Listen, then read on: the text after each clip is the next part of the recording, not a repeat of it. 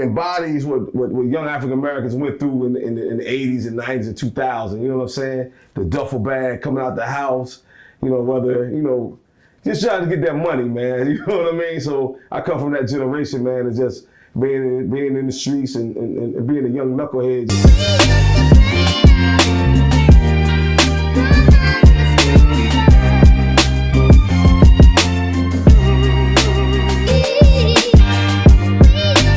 Hey, how y'all doing today? It's Angelo Galloway introducing my book, One Thing Leads to Another. And thank you, appreciate you, Drew. Let me just bring my book to Tidewater Ways. I appreciate you promoting my book, One Thing Leads to Another. It's a classic. I appreciate you letting me share it with the world. You know what I mean? I really appreciate it. Thank you. Yes, sir, man. Appreciate you pulling up.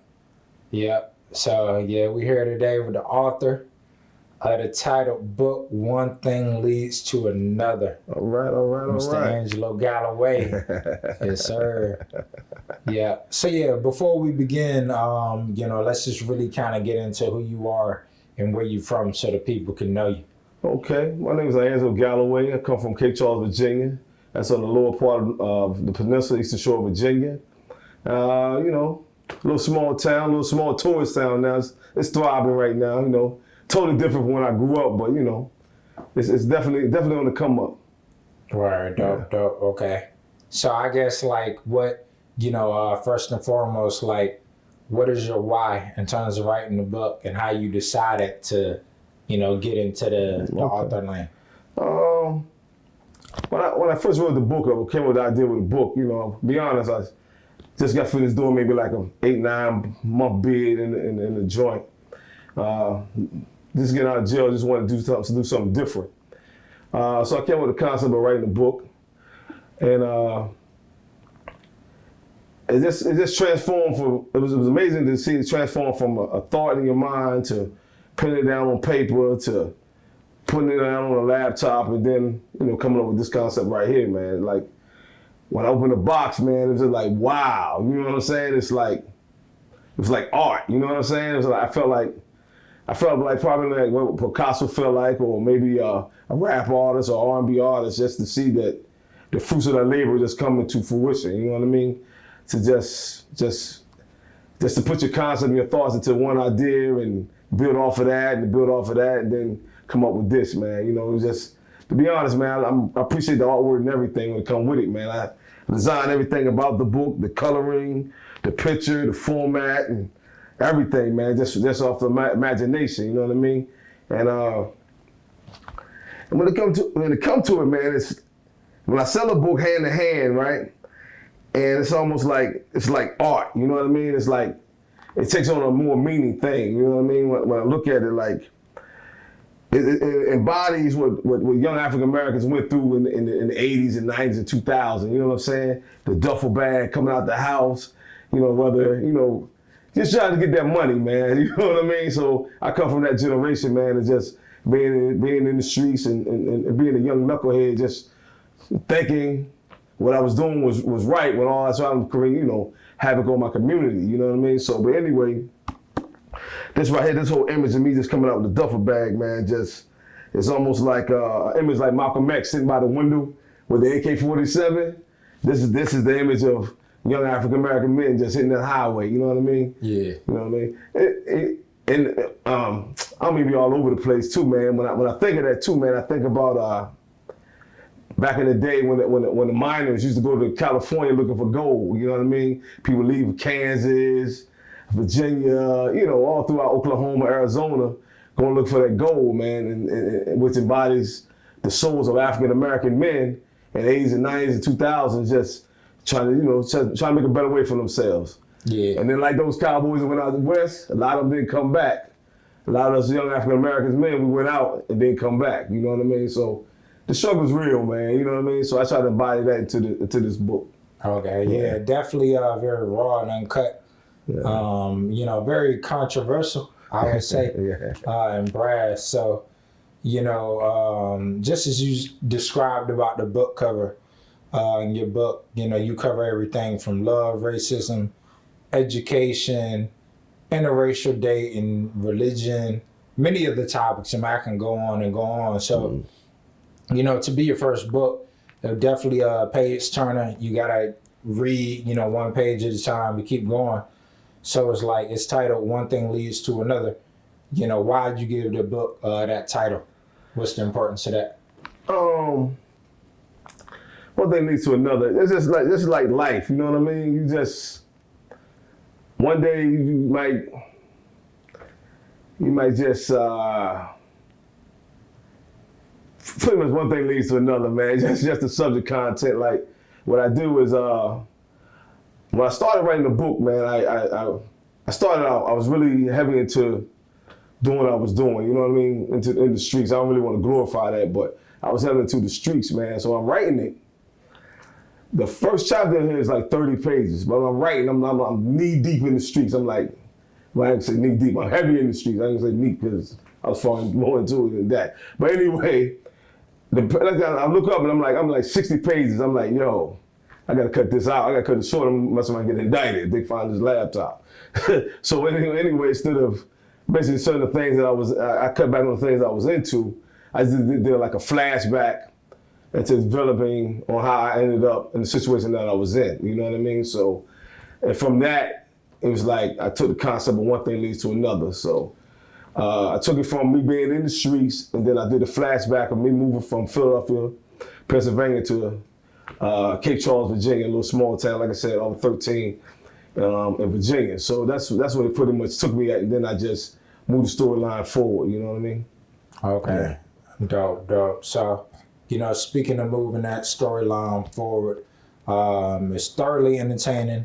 When you talk about reading a book, it's like you kind of want something that's you had and you can't really put it down, but you kind of got to it at a certain point. So, just in terms of learning about the adventures of you, encompassing with the entertainment, just how was your childhood growing up in that small town, Cape Charles?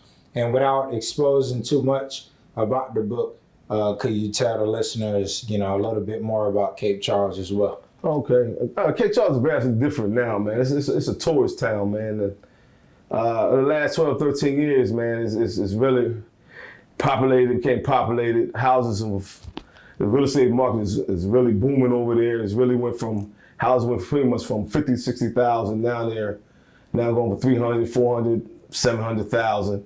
So, the demographics definitely changed from when I was growing up there, man. I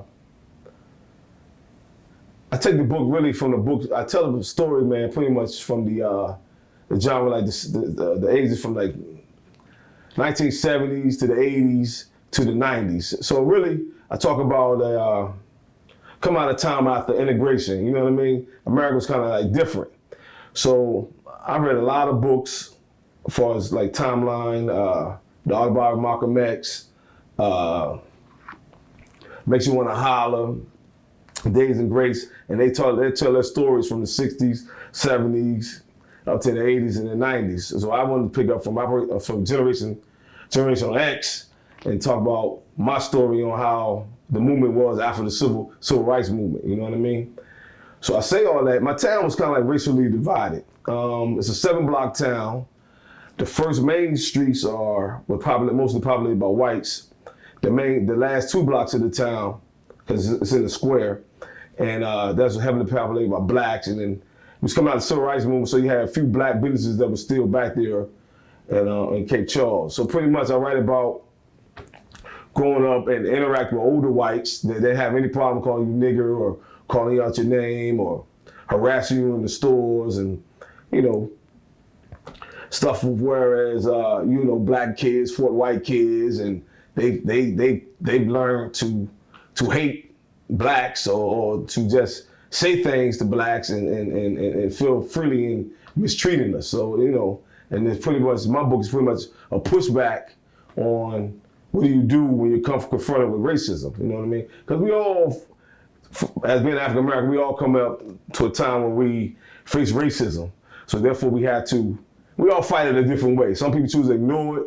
Some people try to, fist fight it out, so we all fight it in our own kind of way, you know what I mean? Yeah, for sure. So, you definitely beat me to my next question. It's really like you talk about, like you say, just kind of confronting the word nigga, you know what I'm saying, and just how it's been militarized, and just utilized in our community as a negative connotation. But could you elaborate a little more on like how you talk about you defending yourself when it comes to that, and then also like the usage of the word and where the word originated? The word nigga has definitely been plagued in the African American community, man. When it comes to blacks, man, a lot of us we take it and say, it's in our rap music and stuff like that, and we call one a nigga and we say it's from a term of endearment. I can understand that, you know what I'm saying? Then I can understand the older blacks disagreeing with that definition that is a term of endearment when they went through the being ostracized, ridiculed, and made mockery of, called darky, blackie, colored, nigger. And, it's a lot of harmful things come from that, man. And a lot of hurt feelings. And that goes back to me saying, a lot of people say, when you hear somebody say nigger, a white person say nigger, you're supposed to ignore it and keep it going like, yo, don't give those words power. But for me, when I hear the word, I assume that person is really looking for trouble. And being a young age, they said it, I gave them what they was looking for. You know what I'm saying? So, I had no problems of fighting young guys, fighting white guys that call me nigga and stuff like that. You know what I mean? Describe a few scuffles that I got into with white people, calling me nigga and my retaliation to that. You know what I'm saying? Then I even, in the book, I also go into maybe even getting a little bit of trouble for saying the word nigga to when I was in the military. You know what I'm saying? One time I erased the word nigga out of my vocabulary. I didn't say it, you know what I'm saying? I totally got it out of my vocabulary. But then when you go in certain circles and you start hanging with people and they're using it, you know what I'm saying? Then also you start picking that word up.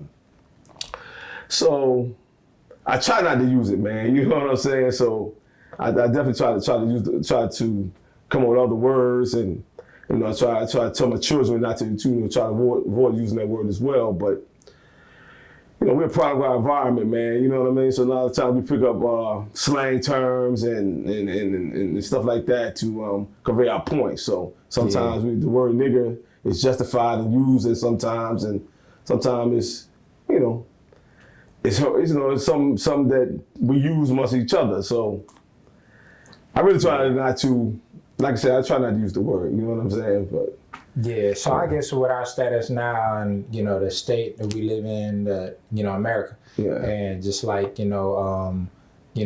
you think we could ever move past that?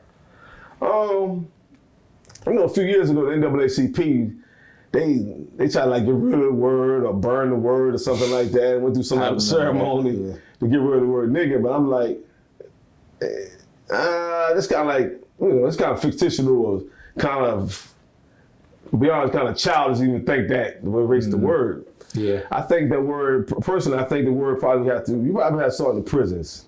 And the reason I say that is in prisons, unfortunately, in my coming up, I've been, incarcerated. I'm not proud of that. But the word nigger is used constantly in prison, you know what I mean? Amongst inmates and you might meet a few white guys dumb enough to say that in a room full of black people say the word nigger, but you have to really educate the people, you know what I mean? And I think a lot of times the leadership comes from maybe the underbelly or the undertone of the ghettos, you know what I mean, or poor impoverished people. And I think if you take those people while they're in prison, and where you got them at, you got them in a setting where you can get their attention, whereas you can kind of like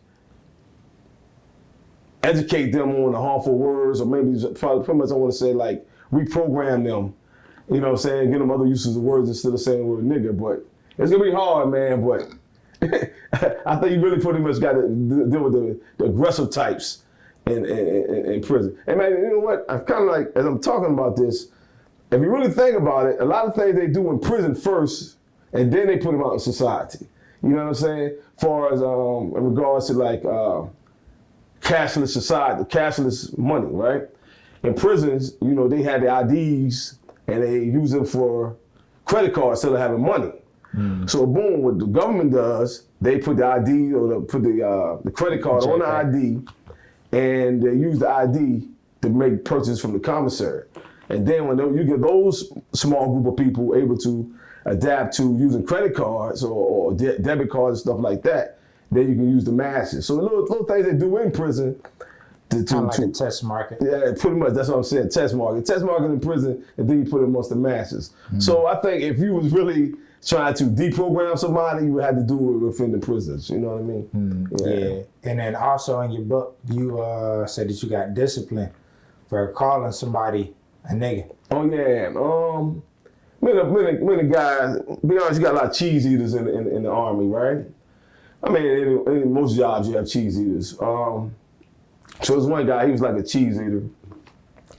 And he running behind different sergeants and captains and lieutenants and stuff like that, trying to earn their respect and stuff like that. Henceforth, you got other inmates, other soldiers who look around looking at him like, man, look at this guy right here, man. He's a cheese eater, man. This dude, he's a sucker, you know what I'm saying? So anyway, he and I, we get into an argument and stuff like that. And I ended up calling him Uncle Tom ass nigga. So what ended up happening, instead of me getting maybe a counsel statement or some type of write-up or something like that, they just decided to go full extent and have a full hearing and try to get me court-martialed out in the military. You know what I'm saying? Because they were trying to say, you know, that's not the place to use that type of word. You know what I mean? But I'm like, at the time, I'm like 18, 19 years old. I'm like, I'm just using the word that I've been heard to say, but flipping that though, saying the word nigga, I meant it in the most derogatory term ever. You know what I mean? Nigga, you Uncle Tom ass nigga. You know what I'm saying? You running behind these white people and these white people don't respect you. You know what I mean?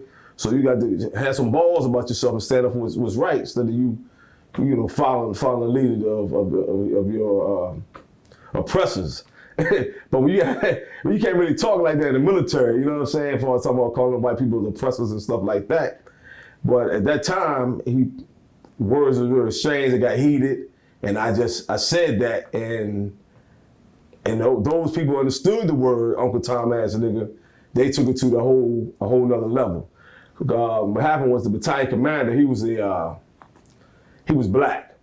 So therefore, when you see blacks in those type of positions, they don't think kindly of black militants being in the military. You feel what I'm saying? So he went to the full extent he took all my rank and stuff like that, and took me to the barracks, and then henceforth, I ended up appealing the case and getting my rank back and getting the conviction overturned, based off the fact because the guy over him was a white colonel, and the word nigger doesn't have any effect over him. You feel what I'm saying? So me calling another person, a black person, a nigger, he didn't have any type of feeling towards that. Whereas the black lieutenant colonel, he had some type of animosity about me saying the word Uncle Tom ass nigger, because he grew up in a time when the 60s and it's probably in the 60s and the 70s, going to Vietnam War and stuff like that, and they coming back, being called a sellout and stuff like that. He probably affected them differently. Yeah, affected them differently. So he took the words, more harshly. You know what I mean? So yeah, speaking of you talking about just kind of traveling, being overseas. In Germany also, you talked about, just your experience with dating white women for the first time. So of course in the book, y'all gotta check this out. You gave a very descriptive detail comparing the difference between dating black and white women. So, I'm sure people, or especially the woman, would love to hear your take on that. Well, like I said, growing up, man, I came in a racially divided town. So I never even looked at white women. You know what I'm saying? Because it was just like, blacks over here, whites over there. So when I went to high school, I went with white kids, and I interacted with them as much as I did, but I never even looked at them as a sexual quest. So now I go to Germany, I don't see white women. I see Germans. You know what I'm saying? It's a whole different culture over there in Germany. In Germany, when they look at Black Americans, they look at the culture that we bring. You know what I mean? They look at the music, they look at the art, they look at the dance, and they look at you like Michael Jordan, Michael Jackson, Prince. They look at you. They have high regards towards you. So when you go overseas, they look at you more as being an American. You don't have the stigma of looking at you as being inferior and stuff like that. You know what I mean? And it's crazy because it's the flip side, because that's where the Adolf Hitler was at. You know what I'm saying? The swastika and all that type of stuff. But you have German women that was like more intrigued and getting to want to know what's up with African American men, what makes them different. You know what I mean? What you know, they like us a lot more, man. Like they're more appreciative of black men. You know what I mean? So it was a different thing, a different experience to have being pursued by white women, man. You know, going in the club and white women coming up to you, asking your name and giving your phone number, you know, picking you up, taking you home. You know what I mean? So it was a whole different experience that I was used to it being at, you know, 17, 18, 19 years old overseas. You know what I mean? Exactly. Yeah, definitely. So, you know, I mean, from reading your book, you know, I think you were dramatized from, like, you know, one form or fashion by different women. In your book, you talk about teenage pregnancy as well as like sex at a very early age. So, do you think that like being so sexually active early, because you did mention like 17, 18, that's pretty early. You talking about overseas. Yeah. That's a different type of thing. So like, you know, what caused you to, you know, kind of write about that and a lot of the different women you encounter? I think a lot of times, man, when I was young, man, you know, I had sex at a very early age, man, and it was pretty much based off of I guess you would say sexual quest, right? You just doing it because you see it on TV or hear about it or listen to the music and stuff like that. And you know, I grew up playing hide and go get it. You know what I mean? So you go up maybe 4, 5, 6, 7, 8 years old, find a girl, and you know, no disrespect or anything like that. You find a girl, you dry hump, and then, you know, as you progress and age and stuff like that, then you start having sex. You know what I'm saying? Kind of like that learned behavior. Yeah, it's like a learned behavior. You know what I'm saying? So for me, I write about in the book, I was pursued by an older girl. You know what I mean? Who I had my first sexual encounter with, and what came with that, it came almost like you don't have a feeling towards. You know, it's a physical thing, but it's not an emotional thing. You know what I mean? And I think when you learn sex at an early age and you learn it from an act more so a feeling, you really don't take accountable for the other person's feelings you're having sex with. You know what I mean? I took a lot of women's feelings for granted. You know what I mean? And like I said, man, it was just my lifestyle, man. When I was younger, man, I was out there when it came with the ladies. You know what I'm saying? Not that I was proud of it, but you know, I had my fun with it. Man, and as I'm talking, I remember hearing Chris Rock saying that a man that has sex with a lot of women, he actually hates women. And I'm like, whoa. And I took that and I expounded on it. I said, well, man, it might be a little bit of truth to that, man, because when I was 15 years old, a woman, I didn't say a woman, she was a child herself. She put a child on me that wasn't mine. You feel what I'm saying? So then when she did that, to make up for the hurt, I really, you know, sought the attention of a lot of women. You know what I'm saying? And not really having too much feelings for them. You know what I mean? Hurt people. Yeah, exactly. You know what I'm saying? Which you know, I'm young. I really didn't know, man. You know, it's something that you have to grow and learn from. You know what I mean? And you know what I'm saying? It's man, personally, man, I probably need to go seek therapy behind that, man. For real, man. You know what I mean? Yeah, definitely. Yeah. So I would say that it's a lot to get to with this book. At the same time, you know, I still want to leave some components for the reader. Okay. So y'all make sure y'all check that out. So in writing this book, what do you want the reader to take away from it? Whether that's something we already touched on or something that we haven't. Really, man, the book I like about the book, man, is lighthearted. It's fact-finding. It's historical. It's a timepiece.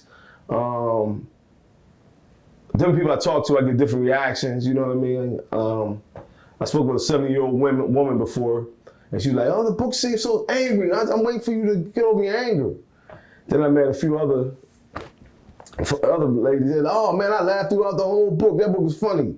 So it's like that's why I really understand that, like, you know, the book is really a piece of art because different people, it gets different reactions from different people. You know what I'm saying? So, you know, I really appreciate if you take the time to buy the book. You know, so I put a lot of heart, time, and effort into it. You know what I mean? It's definitely a treasure. You know, I feel it's an American treasure. You know what I mean? And I really need your support, really, if you want to buy the book, because we're going through this cancel culture right now, whereas they really don't want your books into the libraries, they don't want it in the schools.